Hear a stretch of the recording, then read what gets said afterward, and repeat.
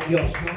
Kaya sa lahat ng mga taga-subaybay, sa lahat ng mga nagsusubaybay sa live streaming na ito sa One with Jesus, nawa po ang oras na ito ay makapagbibigay ng inspirasyon sa bawat isa at magbibigay ng kaalaman sa lahat ng mga tagapakinig. Kaya ito po ang ating pagkakataon, mga kapatid, na mapakinggan po natin ang salita po ng ating Panginoong Diyos. Ito po ang panahon na papurihan po natin ang ating Diyos na siyang nagbibigay sa atin ng lahat ng ating pangangailangan.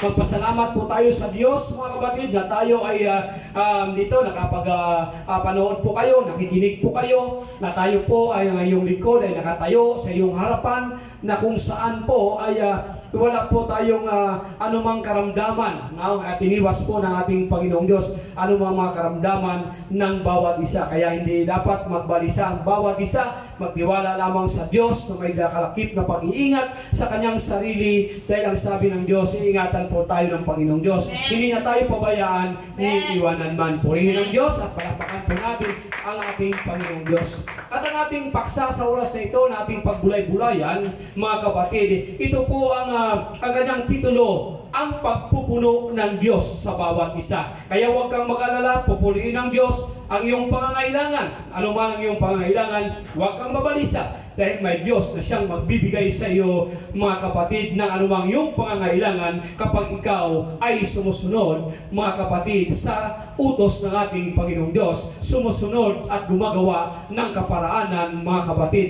na nagmumula sa ating Panginoon. Purihin natin ang Panginoong Diyos at palakpakan po natin ang ating Panginoon.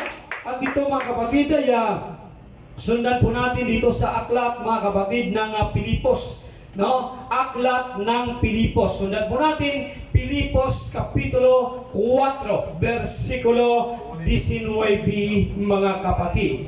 Ito po ang sabi po ng banal na kasulatan. Pupunuan ng aking Diyos ang bawat kailangan ninyo ayon sa kanyang mga kayamanan sa kanyang kaluwalhatian kay Kristo Jesus. Dito, mga kapatid, sa versikulo 18, datapwat mayroon ako ng lahat ng bagay, sumasagana ako, ako'y busog, palibhasa'y tumanggap kay Epaprodito ng mga bagay na galing sa inyo, na isang samyo, masarap na amoy, isang handog, kaya-aya, na lubhang nakakalugod sa ating Panginoong Diyos. Purihin po natin ang ating Panginoong Diyos, mga kapatid. Ang Diyos, mga kapatid, ayon kay Apostol Pablo, sa karanasan ng mga apostol at sa karanasan ni Apostol Pablo, maraming kahirapan, maraming mga pagsubok na dumarating sa kanilang mga buhay, mga kapatid, at sila ay hindi nang hihina o manlulupaypay man, dahil sila ay naniniwala, nagtitiwala sa Diyos, mga kapatid, na kanilang pinaglilingkuran, at ito din ang ating pinaglilingkuran sa oras na ito, mga kapatid, na anuman ang mangyayari sa bawat tao, anuman ang mangyayari sa bawat isa, mga kapatid, huwag kang matatakot, mga kapatid, kung anuman ang iyong kakainin, bukas, kainin araw-araw, mga kapatid, mayroong Diyos na magbibigay ng iyong mga pangangailangan. Kaya kailangan po lamang ng bawat isa upang punuan ng Diyos ang iyong pangangailangan, mga kapatid. May sinasabi dito sa aklat ng Mateo. No? Dito sa aklat po ng Mateo, Kapitulo 6, versikulo 33, mga kapatid. Ito po ang sinasabi ng banal na kasulatan. Datapwat, hanapin muna ninyo ang kanyang kaharian at ang kanyang katwiran, at ang lahat ng mga bagay na ito ay pawang idaragdag sa inyo. Kaya pag pinupunuan ng Diyos ang iyong pangangailangan, at pagkatapos kapag inuuna mo ang kaluwalhatian ng Diyos, hinahanap mo ang kaluwalhatian ng Diyos, mga kapatid, ang mga bagay na hindi mo hinihiling sa Diyos, kapag ito'y iyong kailangan, ay ibibigay sa iyo ng ating Panginoong Diyos. Palakpakan po natin ang ating Panginoong Diyos. At itong, mga kapatid, kung ating napapansin, no, na matagal na panahon na ang iglesyang ito ay naggawa ng isang tinatawag na paglalagyan ng mga Bible, no? Pero mga kapatid, napakahabang panahon, ilang taon ang nakalipas, ay walang nangyayari mga kapatid dahil walang pagbili ng mga Biblia. Pero ang Diyos mga kapatid na siyang nangako na kapag inuuna mo ang kanyang kaluwalhatian, ang mga bagay na hindi mo mga hinihiling at ito yung kakailangan ay ibibigay niya sa iyo. Kaya po mayroon po tayo mga kapatid na nag-donate po sa atin ng 100 Bibles mga kapatid na kung saan ito po ay ibinibigay. Ito po ang tanda ng mga bagay na hindi mo na iniisip. Dahil sa kahirapan, sabi niya, wala kang pambili, siyempre kung minsan hindi ka nag-isip ng bibilhin mo dahil wala ka namang pambili. No? Pero ang Diyos mga kapatid na siyang nakakalam ng ating mga pangangailangan, ito po ay kanyang pinupunuan. Pinupunan niya mga kapatid ang mga bagay na ating pangangailangan. Kaya ito po, nagkakaroon po tayo ng Bible mga kapatid na ibinigay ito. Sino ba to? Si Evangelist Ayub. No? Maraming salamat sa ating kapatid na kung saan ay ginamit ng Diyos upang maibigay ang ating pangangailangan. Kaya kailangan sa iglesia mga kapatid, ang bawat pagtitipon-tipon, pag-aral ng salita ng Diyos ay kinakailangan may hawak na mga Biblia upang kaniyang mga kapatid mababasa at kanyang masaksihan at mapatunayan ang kanyang mga napakinggan. Ito ay pawang katotohanan lamang dahil ito ay nagmumula sa banal na kasulatan. Purihin natin ang Diyos, palakpakan po natin ang ating Panginoong Diyos mga kapatid. Kaya huwag kang mag-alinlangan. Huwag kang mabalisa. Dahil mayroong Diyos na magbibigay sa iyo ng iyong mga pangangailangan. Dahil ang Diyos ay mapagbiyaya sa lahat ng bagay. Magbibigay sa kaniyang mga anak na kung ang bawat mga anak na tumatalimas sa kaniya, na ang bawat isa mga kapatid na inuuna ang kanyang kaluwalhatian, pinapatunayan ng Diyos ang kanyang salita sa aklat ng Pilipos Kapitulo 9 versikulo 19 na pupunuan ng aking Diyos ang inyong mga pangangailangan. Purihin po natin ang ating Panginoong Diyos. Ganon din po mga kapatid na kung saan napakahabang araw mga kapatid, halos ilang buwan mga kapatid na wala po tayong hanap buhay mga kapatid, at ipinapakita ng Diyos sa bawat isa po sa atin, lalo na sa kanyang mga lingkod, na ang Diyos na buhay na kanyang pinaglilingkuran ay hindi nagpapabaya sa lahat ng mga bagay dahil ang kanyang pangangailangan ay ibinibigay sa kanya. Purihin natin ang Diyos na bibigay ng ating pangangailangan. Dito ba? Nabuhay po tayo. Nakakakain po tayo. Na bagamat hindi po tayo naghahanap buhay. Kaya nga, sabi ng Panginoon, huwag kayong mabalisa. Huwag po kayong mabalisa, mga kapatid. Susundan po natin, basahin po natin dito sa aklat, mga kapatid, ng Mateo. No? Mateo 6:25. Ito po ang sinasabi ng banal na kasulatan. Kaya sa mga sinasabi ko sa inyo, huwag kayong mabalisa sa inyong pamumuhay, kung ano baga ang inyong kakainin, o kung ano ang inyong inumin, kahit ang inyong mga katawan, kung ano ang iyong dalamtin, hindi baga mas higit ang buhay kaysa pagkain at ang katawan kaysa pananamit. Purihin ang Diyos, palakpakan po natin ang ating Panginoong Diyos. Ito po ang sabi ng banal na kasulatan mga kapatid. Kaya kapag una mo ang kaluwalhatian ng Diyos, anumang mga pagsubok na dumarating sa ating mga buhay, anuman ang mga nangyayari sa mundong ito mga kapatid, huwag po natin kaligtaan ang pagtitipon-tipon. Huwag po natin mga kapatid, kaligtaan mga kapatid ang pagsamba at pagpuri sa ating Panginoong Diyos, ang paggawa ng mga bagay ayon sa kanyang kaluwalhatian, at huwag kang mag-alinlangan, huwag kang mag-alala dahil mayroong Diyos na magbibigay sa iyo ng iyong pangangailangan. Purihin po natin ang Diyos mga kapatid na siyang magbibigay ng ating mga pangangailangan. Kaya huwag po tayo mabalisa dahil pinupunan ng Diyos ang pangangailangan ng bawat isa sa atin. Ang Diyos na ating sinasamba, ang Diyos na ating pinapakilala sa inyo mga kapatid, ang aking pinapakilala sa inyo, ang Diyos ni Abraham, ni Jacob at ni Isaac, siya ang Diyos na aming sinasamba at pinapapurihan mga kapatid, at siya ang Diyos na bibigay ng biyaya sa bawat isa po sa atin. Purihin ang Diyos, palakpakan po natin ang Panginoong Diyos. At sumundan po natin dito mga kapatid sa pangalawang Pedro. Sa pangalawang Pedro, basahin po natin. Pangalawang Pedro mga kapatid, dito sa kapitulo mga kapatid, unang Pedro, kapitulo 5, versikulo 10. Sa unang Pedro, kapitulo 5, versikulo 10. Ito po ang sabi ng banal na kasulatan. At ang Diyos ng buong biyaya na sa inyo'y tumatawag sa kanyang walang hanggang kaluwalhatian kay Kristo, pagkatapos na kayo'y makapagbatang sandaling panahon, ay siya rin namang magpapasakdal at magpapatibay at magpapalakas sa inyo. Purihin po natin ang ating Panginoong Diyos. Palakpakan po natin ang Panginoong Diyos. Kung ating napansin mga kapatid, sa pandemic na ito, sa COVID-19 mga kapatid, na kung saan ilang buwan mga kapatid na tayo ay hindi nakakalabas. Halos hindi tayo nakakalabas sa ating mga tahanan dahil sa ating pag-iingat mga kapatid. Pero mga kapatid, kung ang bawat isa mga kapatid na siya'y nanatili sa kanyang bahay at wala kang marinig na may taong namamatay sa gutom.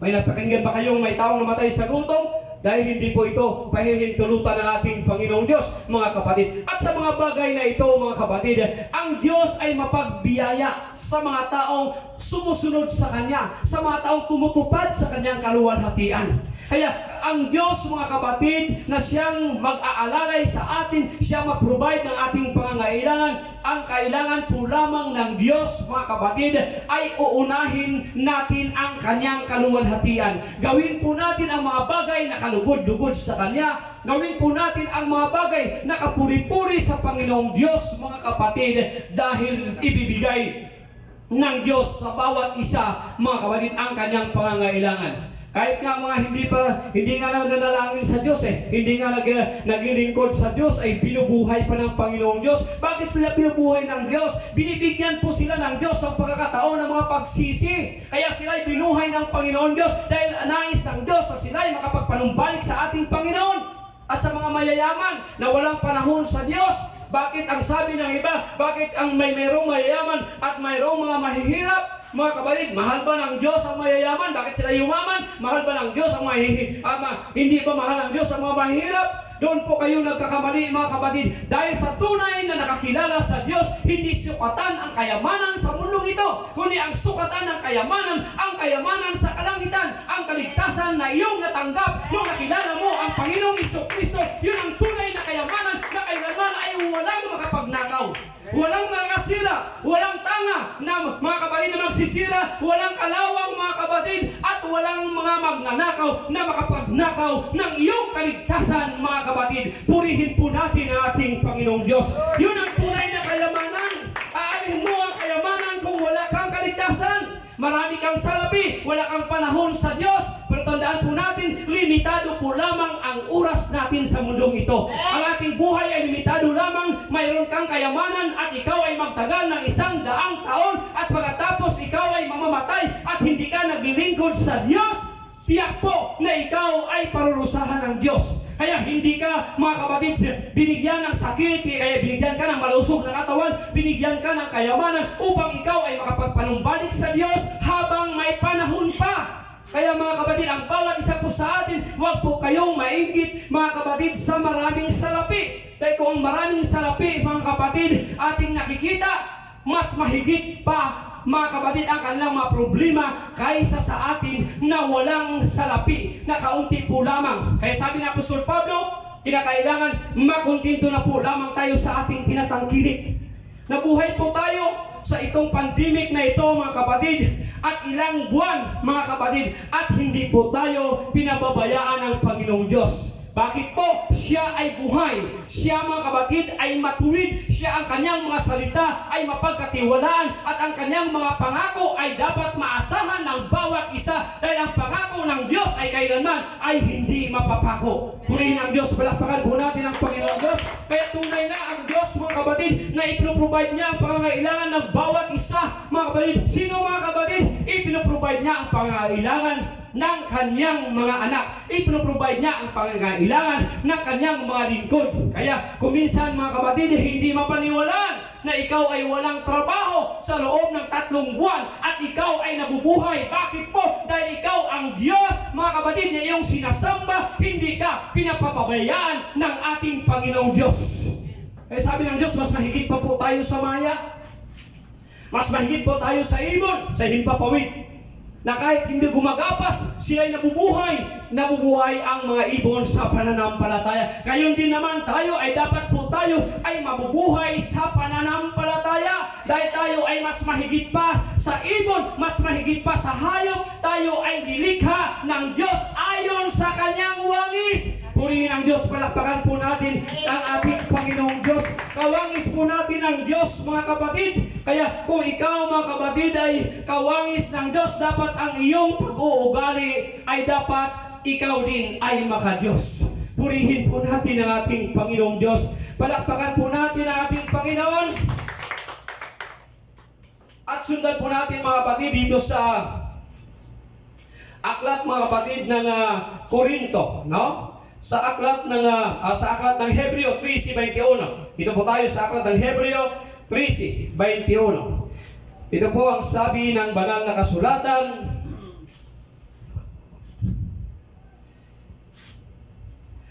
Ay pakasakdali nawa niya kayo sa bawat mabuting gawa upang gawin ang kaniyang kalooban na gawin sa atin ang nakalulugod sa paningin niya sa pamamagitan ni Jesucristo, na mapasakalian nawa ang kaluwalhatian magpakailanman siya nawa. Yun po, mga kapatid, tandaan po natin, mga kapatid, ang tandaan po natin, bibigyan po tayo ng Diyos, mga kapatid, ng ating pangangailangan basta't ang bawat isa, mga kapatid, ay gagawa ng mga bubuting gawa, mga kapatid, gawin ang mga bagay na mabubuti ayon sa kalooban at kalugod-lugod sa paningin ng ating Panginoong Diyos, mga kapatid.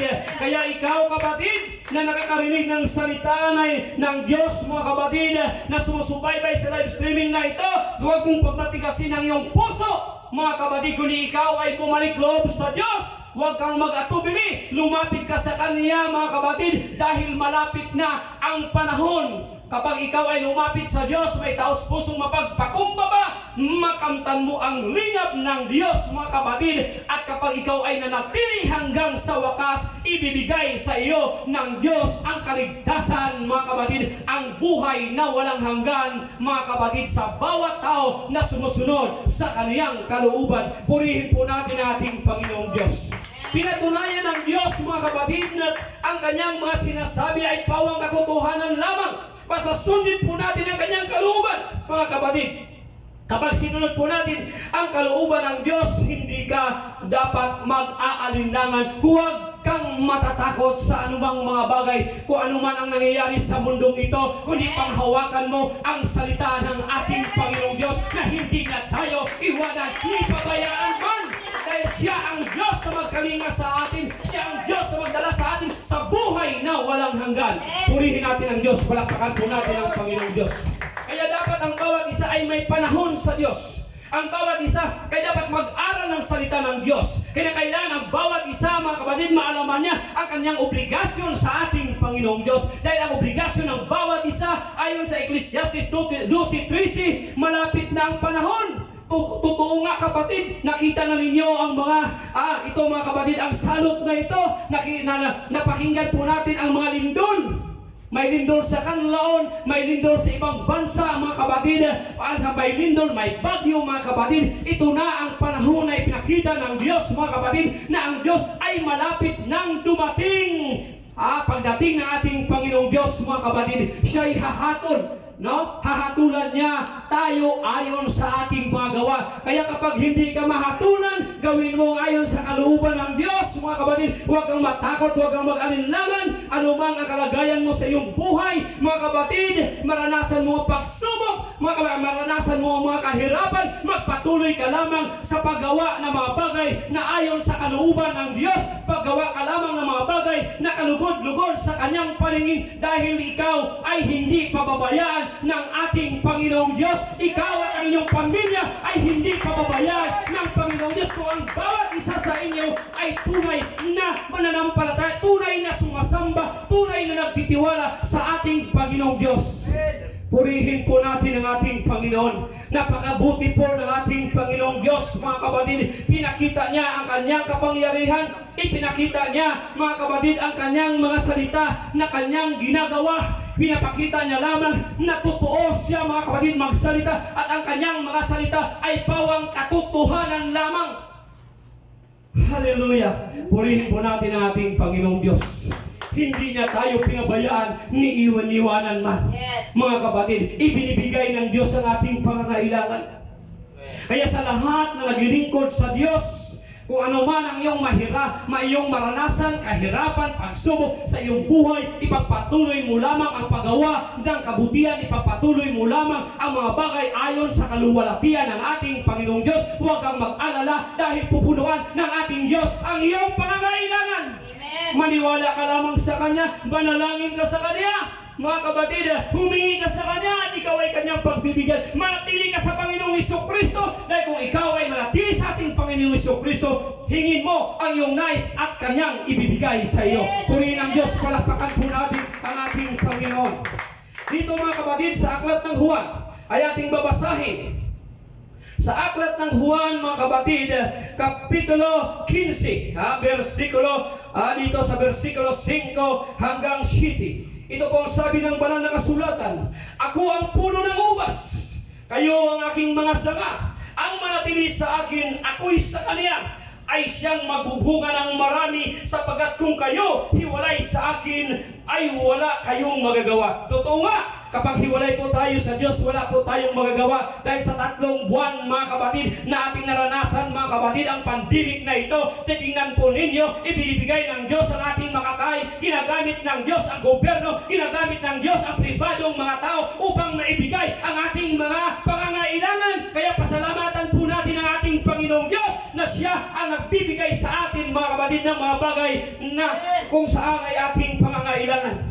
At dito mga kapatid, sa versikulo, mga kapatid, 7, kung kayo'y magsipanatili sa akin at ang mga salita ko ay magsipanatili sa inyo, ang hingin ninyo, mang inyong iibigin ay gagawin sa inyo. Kung anong iyong iibigin ay gagawin sa inyo. Iniibig po natin na tayo makakakain, mga kapatid, araw-araw. Ibinigay ng Diyos ang mga pagkain na ito.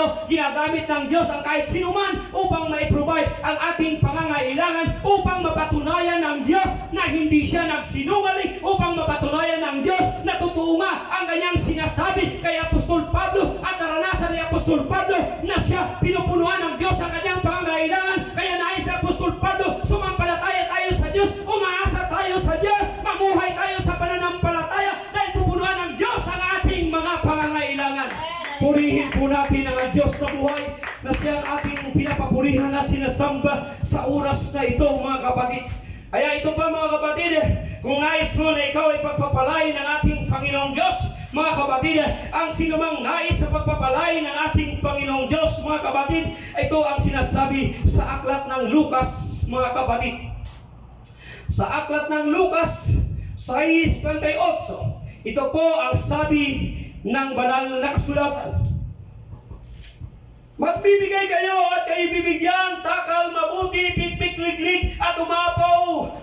Ang ibibigay nila sa inyong kandungan, sapagkat sa panukat na inyong isinukat ay doon kayo muling susukatin. Kaya mga kapatid, ang mga nagtumutulong sa mga nahihirapan, lalo na sa pandemic na ito, kaya kayo'y sumasagana dahil kayo ay pinagpapala ng Diyos na buhay. Kaya dapat ninyong pasalamatan ng Diyos at huwag ipagmalaki ang inyong mga kayamanan dahil ang inyong mga kayamanan ay nagmumula sa ating Panginoong Diyos. Purihin po natin ang ating Panginoong Diyos, mga kapatid. Ang pagbibigay ay susi, mga kapatid, ang susi ng pagpapala, mga kapatid, sa kalangitan. Kaya mga kapatid, maraming salamat sa ating Panginoong Diyos. At ang Diyos, mga kapatid, ay hindi nagkukulang sa pagbibigay ng ating pangangailangan, hindi nagkukulang sa pagpapaalala sa atin. Hindi lamang kaligtasang pisikal ang kanyang ibinibigay sa atin, kundi pati ang kaligtasang espiritual at ang buhay na walang hanggan na kanyang ipinangako sa atin. Ay tandaan po natin, ito po ay ating makakamtan kapag tayo ay sumunod sa Diyos, kapag inuuna ng Diyos natin ang kaluwalhatian ng Diyos, mga kapatid. Pupunuan ng Diyos ang ating mga pangangailangan dahil siya ang mapagbiyaya, mga kapatid, sa lahat ng mga tao na nakakalugod sa kanyang paningin. Purihin po natin ang ating Panginoong Diyos. Palakpakan po natin ang ating Panginoong Diyos, mga kapatid. Napakabuti po ng ating Panginoon, mga kapatid. Kaya kinakailangan po natin, mga kapatid, mamuhay po tayo sa pananampalataya. Huwag po tayong matatakot. Huwag po tayong mag-aalinlangan.